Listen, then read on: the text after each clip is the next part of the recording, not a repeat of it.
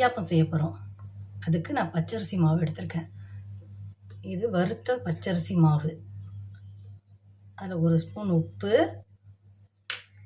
2 spoon எண்ணெய் mix பண்ணிக்கலாம். இப்போ தண்ணி கொதிக்க வச்சுருக்கேன். நல்லா தண்ணி கொதிக்கணும். கொஞ்சம் கொஞ்சமாக ஊற்றி பிசையலாம்.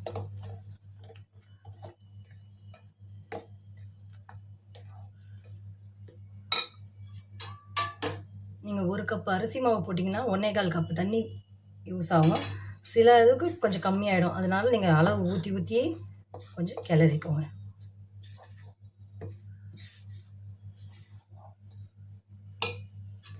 சில போதும், தண்ணி நிறுத்திடலாம். ஏன்னா எல்லாம் ஒன்று சேர்ந்து வந்துருச்சு.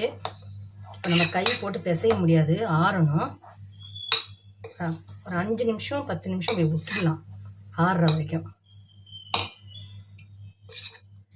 10 நிமிஷம் இந்த மாவை மூடி வச்சிடலாம். அதுக்காக பச்சை எடுத்திருக்கேன். நான் இப்போ இந்த இடியாப்பச்சி எடுத்திருக்கேன். உங்களுக்கு எந்த இடியாப்பச்சி உங்ககிட்ட இருக்கோ அதை எடுத்துக்கோங்க. இதெல்லாம் எண்ணெய் தடவிடலாம். உங்ககிட்ட இந்த மாதிரி முறுக்கச்சி தான் இருக்குதுன்னா இதில் இந்த சின்னதாக ஹோல்ஸ் வர்றதை போட்டுக்கோங்க. இந்த மாவை நல்லா பிசைஞ்சிட்டோம். அச்சில் போட்டுக்கலாம். நம்ம எண்ணெய் தடவி வச்ச தட்டை எடுத்து வச்சுக்கலாம்.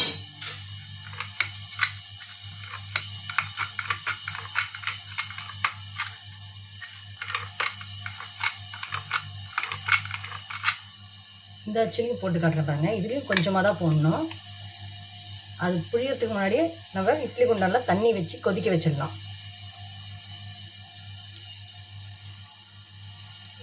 நம்ம ஸ்டாண்டில் வச்சுக்கலாம்.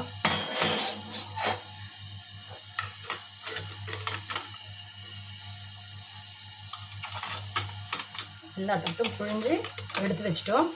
இதை ஒரு 5 நிமிஷம் 6 நிமிஷம் வேக வச்சு எடுத்துடலாம். ஏற்கனவே சுடு தண்ணி ஊற்றுறதுனால சட்டுன்னு வெந்துடும். இது நம்மளுக்கு இதை வேக வச்சு எடுத்துடலாம்.